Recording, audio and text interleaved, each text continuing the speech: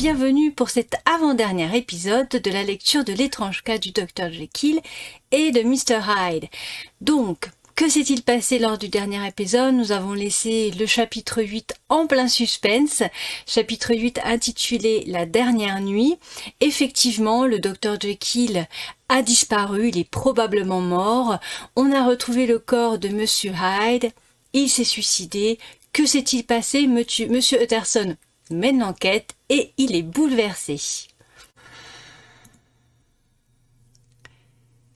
Continuant de passer en revue la pièce, les deux perquisiteurs arrivèrent à la psyché et ils regardèrent dans ses profondeurs avec un effroi involontaire.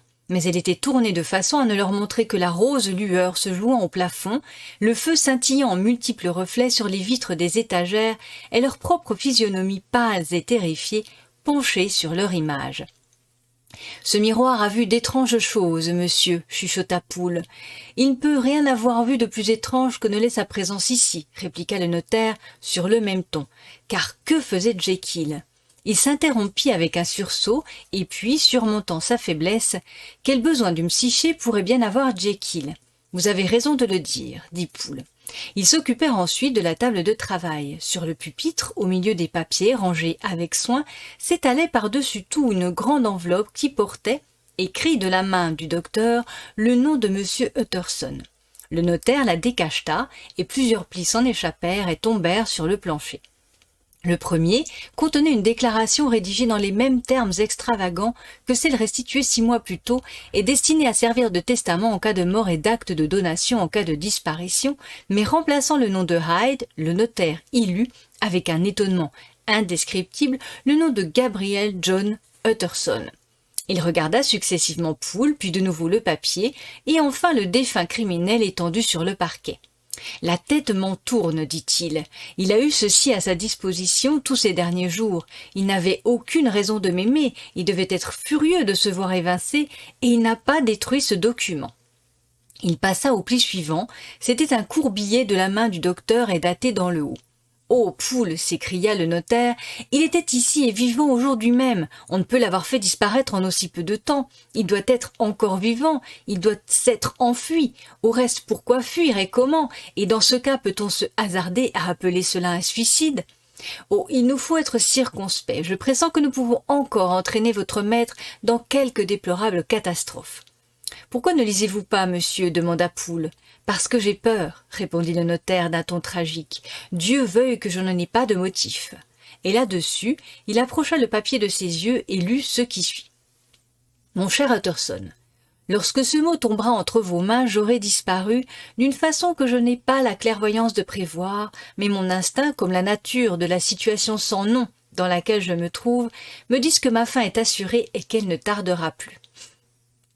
Adieu donc, et lisez d'abord le récit que Lanyon m'a promis de vous faire parvenir, puis, si vous désirez en savoir davantage, passez à la confession de votre ami indigne et infortuné Henry Jekyll. » « Il y avait un troisième pli » demanda Utterson. « Le voici, monsieur, » répondit Poole, et il lui tendit un paquet volumineux revêtu de plusieurs cachets. Le notaire le mit dans sa poche. « Je ne parlerai pas de ce papier. Que votre maître ait fui ou qu'il soit mort, nous pouvons du moins sauver sa réputation. Il est maintenant 10 heures. Je vais rentrer chez moi et lire en paix ces documents, mais je serai de retour avant minuit. C'est alors que nous enverrons chercher la police. » Ils sortirent, refermant à clé derrière eux la porte de l'amphithéâtre, et Utterson, laissant encore une fois les serviteurs réunis autour du feu dans le vestibule, se rendit à son bureau pour lire les deux récits où il devait enfin trouver l'explication du mystère. Chapitre 9. La narration du docteur Lanyon. Le 9 janvier, il y a de cela 4 jours, je reçus par la distribution du soir une lettre recommandée que m'adressait de sa main mon collègue et ancien camarade de classe Henry Jekyll. J'en fus très surpris, car nous n'avions pas du tout l'habitude de correspondre. Je l'avais vu, j'avais même dîné avec lui le soir précédent, et je ne concevais dans nos rapports rien qui pût justifier la formalité de la recommandation. Le contenu de cette lettre augmenta ma surprise, car voici ce qu'elle renfermait. Le 10 décembre. Mon cher Lanyon, Vous êtes l'un de mes plus anciens amis, et bien que nous puissions avoir différé parfois d'avis sur des questions scientifiques, je ne me rappelle du moins de mon côté aucune infraction à notre bonne entente. Il n'y a pas eu de jour où, si vous m'aviez dit « Jekyll, ma vie, mon honneur, ma raison dépendent de vous », je n'eusse pour vous sauvé, sacrifié ma fortune ou ma main gauche. Lanyon, ma vie, mon honneur, ma raison, tout cela est à votre merci. Si vous ne venez pas à mon aide cette nuit, je suis perdu. Vous pourriez supposer, après cet exorde, que je vais vous demander quelque chose de déshonorant. Jugez-en par vous-même. Je désire que vous renonciez pour ce soir à tous autres engagements. Puissiez-vous mander au chevet d'un empereur, que vous preniez un cab à moins que vous n'ayez justement votre voiture à la porte, et, muni de cette lettre-ci comme référence, que vous vous fassiez conduire tout droit à mon domicile. Poole, mon maître d'hôtel est prévenu, vous le trouverez vous attendant avec un serrurier. Il vous faut alors faire crocheter la porte de mon cabinet et vous entrerez seul. Vous ouvrirez la vitrine marquée E à main gauche, en forçant la serrure au besoin si elle était fermée, et vous y prendrez avec son contenu tel quel le 4e tiroir à partir du haut ou ce qui revient au même, le 3e à partir du bas. Dans mon excessive angoisse, j'ai une peur maladive de vous mal renseigner. Mais même si je suis dans l'erreur, vous reconnaîtrez le bon tiroir à son contenu. Des paquets de poudre, une fiole et un cahier de papier. Ce tiroir, je vous conjure de le rapporter avec vous à Cavendish Square exactement comme il se trouve. Telle est la première partie du service. Passons à la seconde.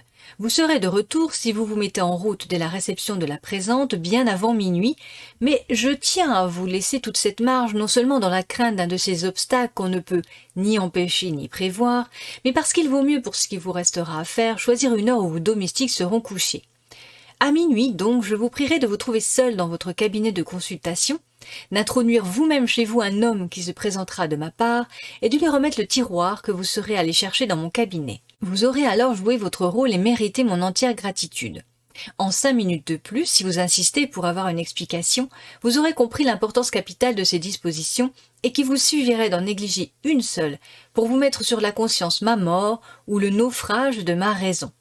Malgré ma certitude que vous ne prendrez pas cette requête à la légère, le cœur me manque et ma main tremble à la seule idée d'une telle possibilité. Songez que je suis à cette heure dans un lieu étranger, à me débattre sous une noire détresse qu'aucune imagination ne saurait égaler. Et pourtant, bien assuré que, si vous m'obligez ponctuellement, mes tribulations s'évanouiront comme un rêve. Obligez-moi, mon cher Lanyon, et sauvez votre ami H.J. PS. J'avais déjà fermé l'enveloppe quand une nouvelle crainte m'a frappé.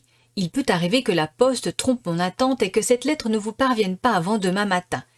Dans ce cas, mon cher Lanyon, faites ma commission lorsque cela vous sera le plus commode dans le courant de la journée.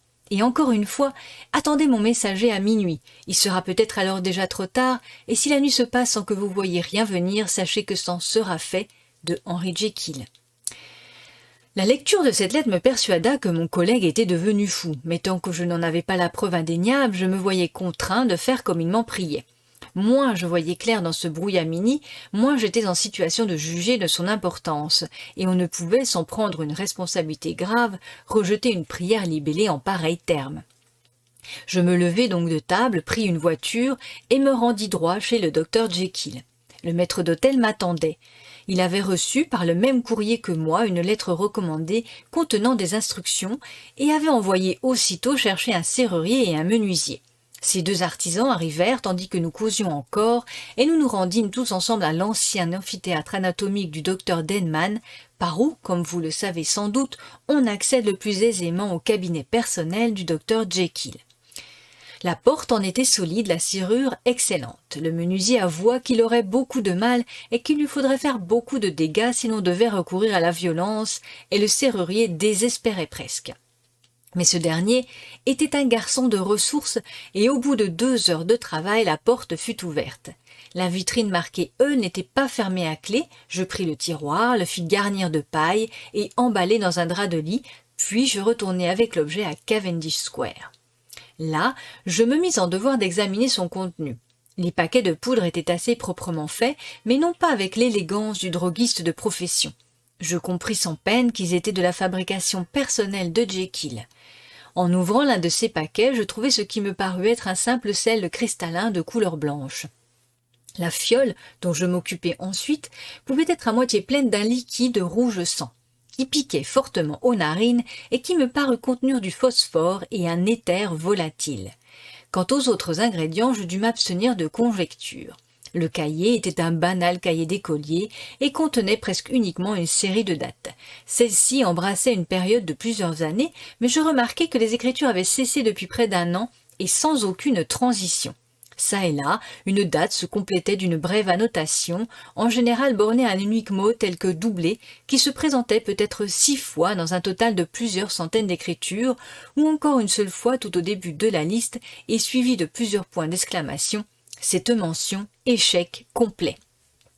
Tout ceci, quoique fouettant ma curiosité, ne me disait pas grand-chose de précis. J'avais là une fiole contenant une teinture quelconque, une dose d'un sel et le journal d'une série d'expériences qui n'avaient, comme trop de recherches de Jekyll, abouti à aucun résultat d'une utilité pratique. En quoi la présence de ces objets dans ma maison pouvait-elle affecter aussi bien l'honneur que l'intégrité mentale ou la vie de mon collègue en fuite? Si mon messager pouvait venir en un lieu, pourquoi ne pouvait-il aller aussi bien dans un autre?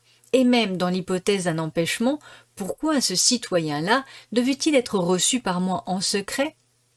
Plus je réfléchissais, plus je me convainquais d'avoir affaire avec un cas de dérangement cérébral. Aussi, tout en envoyant mes domestiques se coucher, je chargeai un vieux revolver afin de me trouver en état de me défendre. Les 12 coups de minuit avaient à peine retenti sur Londres que l'on heurta doucement à ma porte. J'allai moi-même ouvrir et trouver un petit homme qui se dissimulait contre les pilastres du porche. « Venez-vous de la part du docteur Jekyll » lui demandai-je. Il me fit signe que oui, d'un geste contraint, et lorsque je l'eus invité à entrer, il ne m'obéit qu'après avoir jeté en arrière un regard inquisiteur dans les ténèbres de la place. Non loin, un policeman s'avantait, la lanterne au poing. À cette vue, il me sembla que mon visiteur tressaillait et se hâtait davantage. Ces particularités me frappèrent, je l'avoue, désagréablement. Et tandis que je le suivais, jusque dans la brillante clarté de mon cabinet de consultation, je me tins prêt à faire usage de mon arme. Là, enfin, j'eus tout loisir de le bien voir. Ce qui du moins était sûr, c'est que je ne l'avais jamais rencontré auparavant. Il était petit, comme je l'ai déjà dit. En outre, je fus frappé par l'expression repoussante de sa physionomie, par l'aspect exceptionnel qu'il présentait, d'une grande activité musculaire, jointe à une non moins grande faiblesse apparente de constitution, et enfin, et plus encore peut-être, par le singulier trouble physiologique que son voisinage produisait en moi. Ce trouble présentait quelque analogie avec un début d'ankylose et s'accompagnait d'un notable affaiblissement du pouls. Sur le moment, je l'attribuais à quelque antipathie personnelle et idiosyncrasique et m'étonnais simplement de l'acuité de ses manifestations. Mais j'eus depuis des raisons de croire que son origine était située beaucoup plus profondément dans mon humaine nature et procédait d'un mobile plus noble que le sentiment de la haine. Cet individu, qui avait ainsi, dès le premier instant de son arrivée, excité en moi une curiosité que je qualifierais volontiers de malsaine, était vêtu d'une façon qui aurait rendu grotesque une personne ordinaire, car ses habits, quoique d'un tissu coûteux et de bon goût, étaient démesurément trop grands pour lui dans toutes les dimensions. Son pantalon lui retombait sur les jambes et l'on avait retroussé par en bas pour l'empêcher de traîner à terre. La taille de sa redingote lui venait au-dessous des hanches et son col bâillait largement sur ses épaules. Chose singulière à dire, cet accoutrement funambulesque était loin de me donner envie de rire. Au contraire, comme il y avait dans l'essence même de l'individu que j'avais alors en face de moi quelque chose d'anormal et d'avorté, quelque chose de saisissant, de surprenant et de révoltant, ce nouveau disparate semblait fait uniquement pour s'accorder avec le premier et le renforcer. Si bien qu'à mon intérêt envers la nature et le caractère de cet homme s'ajoutait une curiosité concernant son origine, sa vie, sa fortune et sa situation dans le monde. Ces remarques auxquelles j'ai dû donner ici un tel développement ne me prirent en réalité que quelques secondes. Mon visiteur était du reste trépidant d'une farouche agitation. « L'avez-vous » s'écria-t-il, « l'avez-vous » Et dans l'excès de son impatience, il alla jusqu'à me prendre par le bras comme pour me secouer.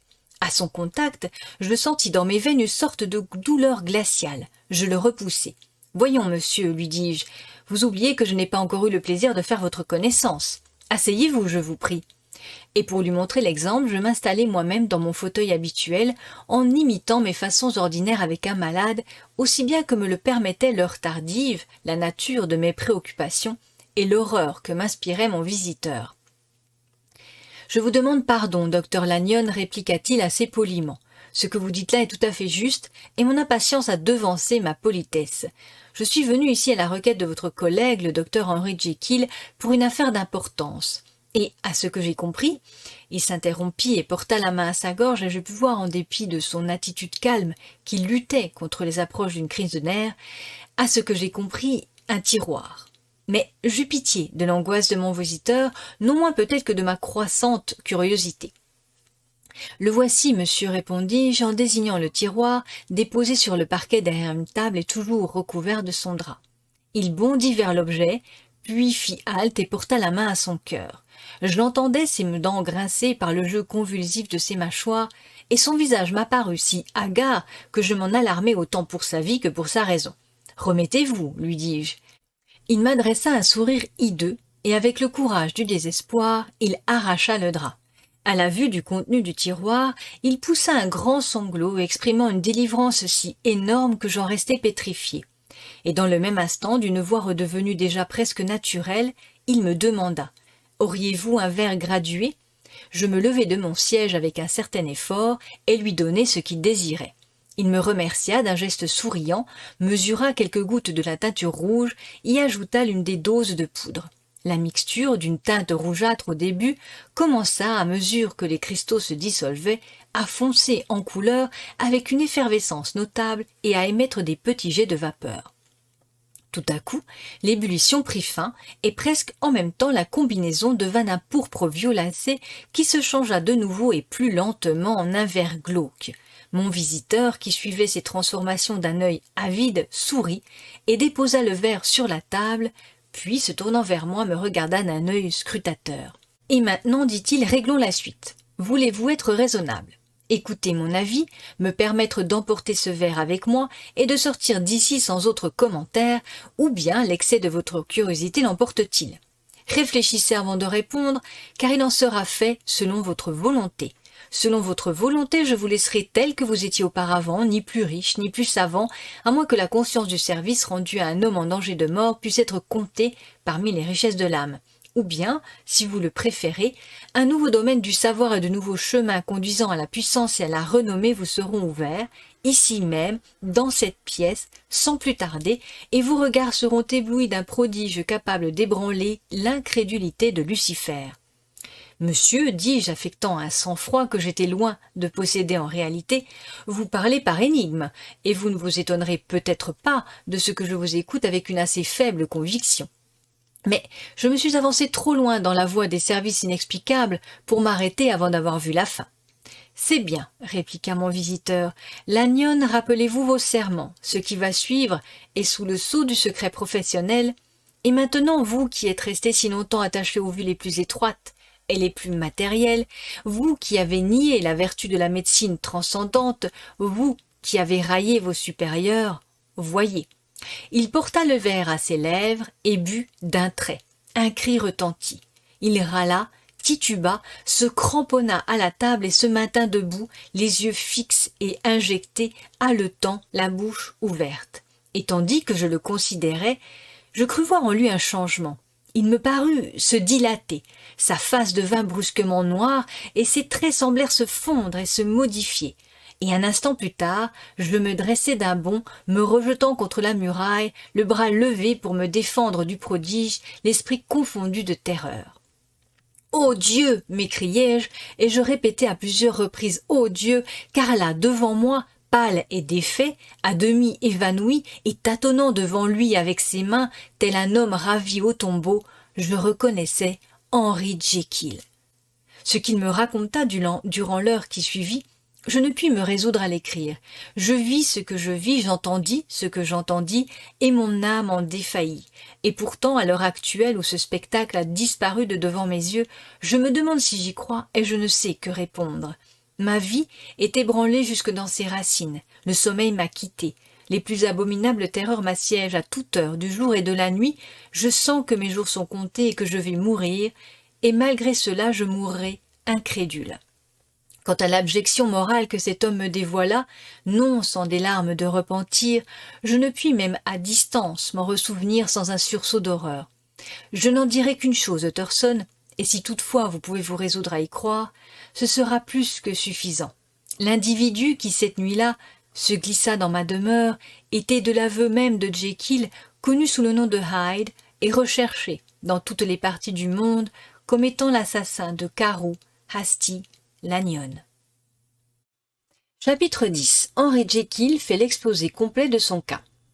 Je suis né en l'an 1800, héritier d'une belle fortune, doué en outre de facultés remarquables, incité par nature au travail, recherchant la considération des plus sages et des meilleurs d'entre mes contemporains, j'offrais de la sorte, aurait-on pu croire, toutes les garanties d'un avenir honorable et distingué. Et de fait, le pire de mes défauts était cette vive propension à la joie qui fait le bonheur de beaucoup, mais que je trouvais difficile de concilier avec mon désir impérieux de porter la tête haute et de revêtir en public une mine plus grave que le commun des mortels. Il résulta de là que je ne me livrai au plaisir qu'en secret, et lorsque j'atteignis l'âge de la réflexion, et commençai à regarder autour de moi et à me rendre compte de mes progrès et de ma situation dans le monde, je me trouvais déjà réduit à une profonde dualité d'existence.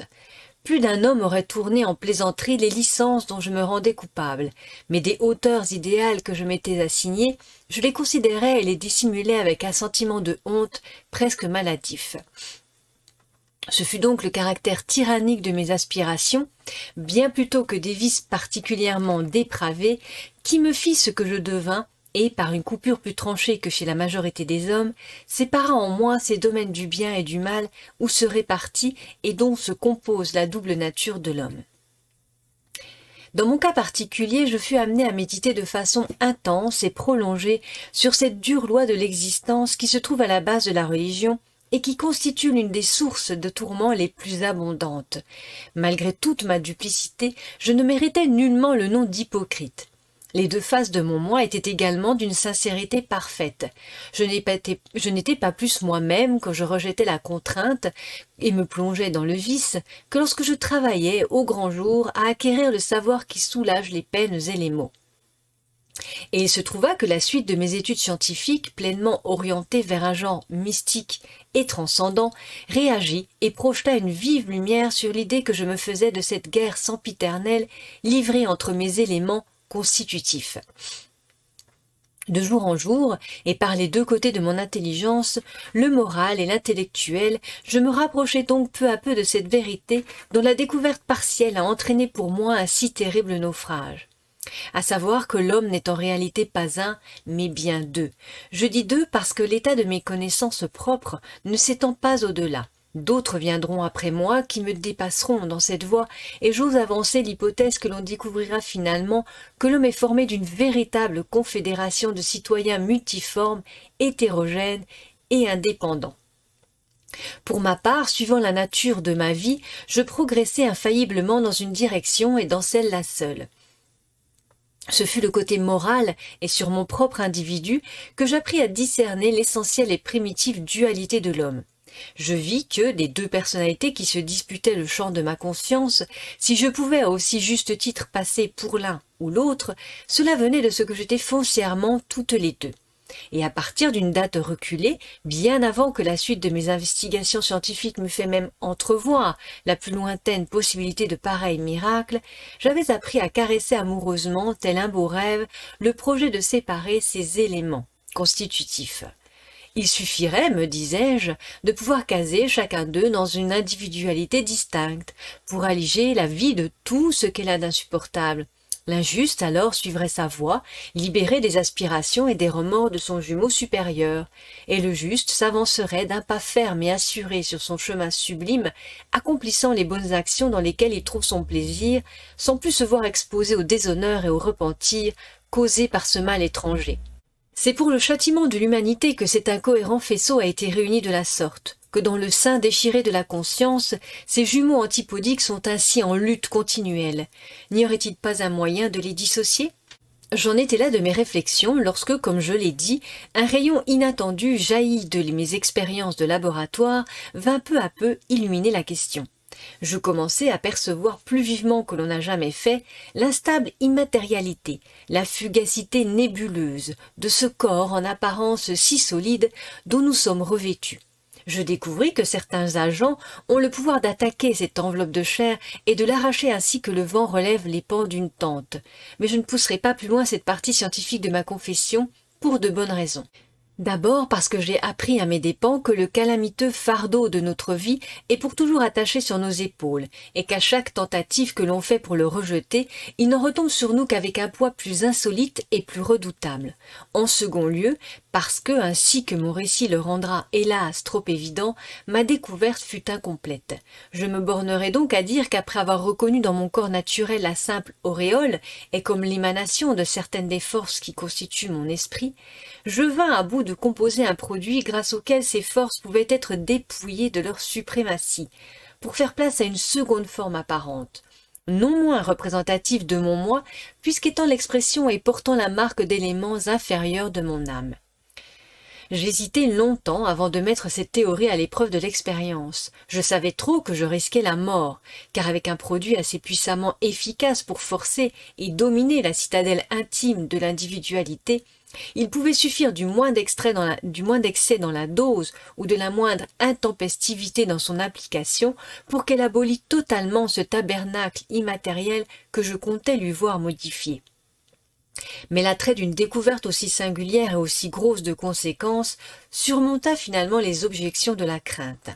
Depuis longtemps, ma teinture était prête. Il ne me resta donc plus qu'à me procurer, dans une maison de droguerie en gros, une forte quantité d'un certain sel que je savais être, de par mes expériences, le dernier ingrédient nécessaire. Et enfin, par une nuit maudite, je combinai les éléments, les regardai bouillonner et fumer dans le verre, tandis qu'ils réagissaient l'un sur l'autre, et lorsque l'ébullition se fut calmée, rassemblant toute mon énergie, j'absorbai le breuvage. J'y prouvai les tourments les plus affreux, un broiement dans les os, une nausée mortelle et une agonie de l'âme qui ne peut être surpassée à l'heure de la naissance ou à celle de la mort. Puis, rapidement, ces tortures déclinèrent et je revins à moi comme au sortir d'une grave maladie. Il y avait dans mes sensations un je ne sais quoi d'étrange, d'indiciblement neuf, et aussi, grâce à cette nouveauté même, d'incroyablement exquis. Je me sentais plus jeune, plus léger, plus heureux de corps. C'était en moi un effraiement capiteux, un flot désordonné d'images sensuelles traversant mon imagination comme un rude moulin, un détachement des obligations du devoir, une liberté de l'âme inconnue, mais non pas innocente. Je me sentis dès le premier souffle de ma vie nouvelle plus méchant, 10 fois plus méchant, livré en esclavage à mes mauvais instincts originels. Et cette idée sur le moment m'excita et me délecta comme un vin. Je m'étirai les bras, charmé par l'inédit de mes sensations, et dans ce geste je m'aperçus tout à coup que ma stature avait diminué. Il n'existait pas de miroir à l'époque dans ma chambre. Celui qui se trouve à côté de moi tandis que j'écris ceci y fut installé beaucoup plus tard et en vue même de ces métamorphoses. La nuit, cependant, était fort avancée. Le matin, en dépit de sa noirceur, allait donner bientôt naissance au jour. Les habitants de ma demeure étaient ensevelis dans le plus profond sommeil, et je résolus, tout gonflé d'espoir et de triomphe, de m'aventurer sous ma nouvelle forme à parcourir la distance qui me séparait de ma chambre à coucher. Je traversai la cour, où du haut du ciel les constellations me regardaient sans doute, avec étonnement, moi, la première créature de ce genre que leur eût encore montré leur vigilance éternelle. Je me glissai au long des corridors, étranger dans ma propre demeure, et arrivé dans ma chambre, je me vis pour la première fois en présence d'Edward Hyde. Je ne puis parler ici que par conjecture, disant non plus ce que je sais, mais ce que je crois être le plus probable. Le mauvais côté de ma nature, auquel j'avais à cette heure transféré le caractère efficace, était moins robuste et moins développé que le bon, que je venais seulement de rejeter. De plus, dans le cours de ma vie, qui avait été somme toute pour les 9/10 une vie de labeur et de contrainte, il avait été soumis à beaucoup moins d'efforts et de fatigue. Telle est, je pense, la raison pourquoi Edward Hyde était tellement plus petit, plus mince et plus jeune que Henry Jekyll.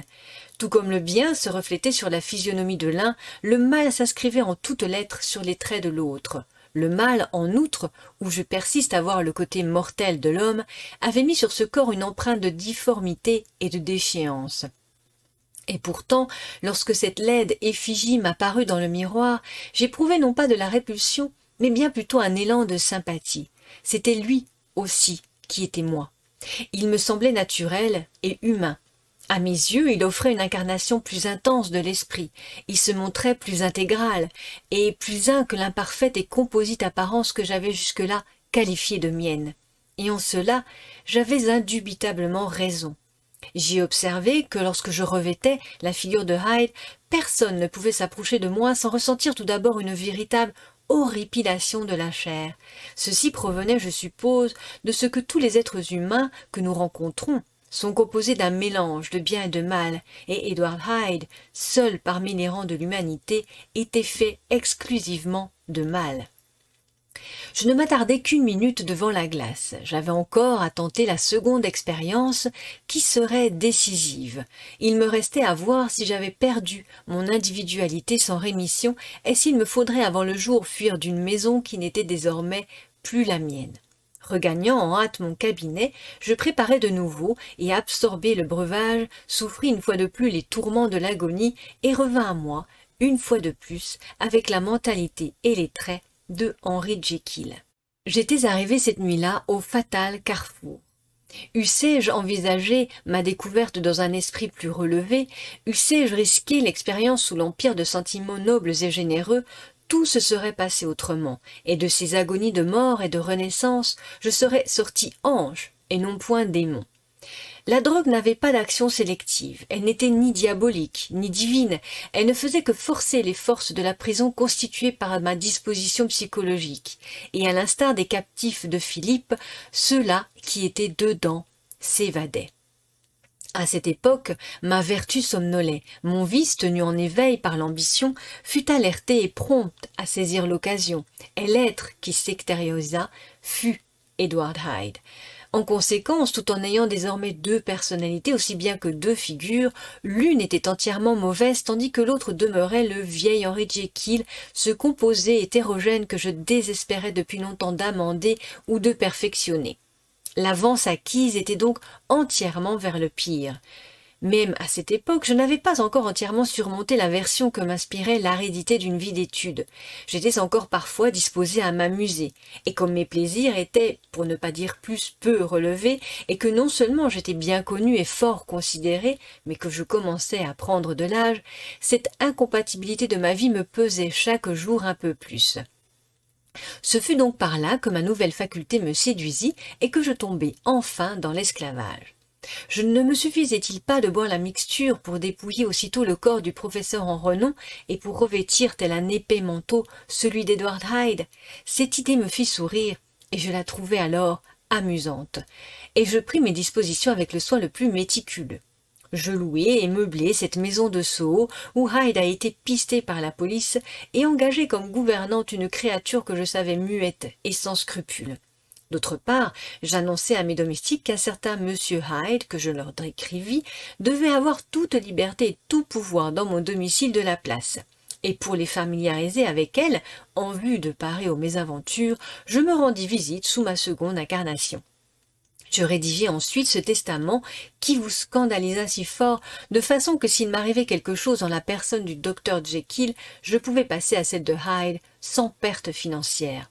Ainsi prémuni, à ce que j'imaginais de tous côtés, je commençai de mettre à profit les singuliers privilèges de ma situation. Des hommes jadis prenaient à gage des spadassins pour exécuter leurs crimes, tandis que leur propre personne et leur réputation demeuraient à l'abri. Je fus le tout premier qui en agit de la sorte pour ses plaisirs. Je fus le premier à pouvoir ainsi affronter les regards du public sous un revêtement d'indiscutable honorabilité. Pour la minute d'après, tel un écolier rejeté, ces oripeaux d'emprunt et me plonger à corps perdu dans l'océan de la liberté. Mais pour moi, sous mon impénétrable déguisement, la sécurité était complète. Songez-y, je n'existais même pas. Qu'on me laissât seulement franchir la porte de mon laboratoire, qu'on me donnât quelques secondes pour préparer et avaler le breuvage que je tenais toujours prêt, et quoi qu'il eût fait, Edward Hyde s'évanouissait comme la buée de la laine sur un miroir. Et là, à sa place, tranquille et bien chez lui, studieusement penché sous la lampe nocturne, en homme que les soupçons ne peuvent effleurer, l'on ne trouvait plus que Henry Jekyll. Les plaisirs que je m'empressais de rechercher sous mon déguisement étaient, comme je l'ai dit, peu relevés, pour n'user point d'un terme plus sévère, mais entre les mains d'Edward Hyde, ils ne tardèrent pas à tourner au monstrueux. En revenant de ces expéditions, j'étais souvent plongé dans une sorte de stupeur, à me voir si dépravé par procuration. Ce démon familier que j'évoquais hors de ma propre âme et que j'envoyais seul pour en faire à son bon plaisir, était un être d'une malignité et d'une vilainie foncière. Toutes ses actions comme toutes ses pensées se concentraient sur lui-même. Impitoyable, comme un homme de pierre, il savourait avec une bestiale avidité le plaisir d'infliger à autrui le maximum de souffrance. Henry Jekyll était parfois béant devant les actes d'Edward Hyde, mais la situation, en échappant aux lois ordinaires, relâchait insidieusement l'emprise sur sa conscience.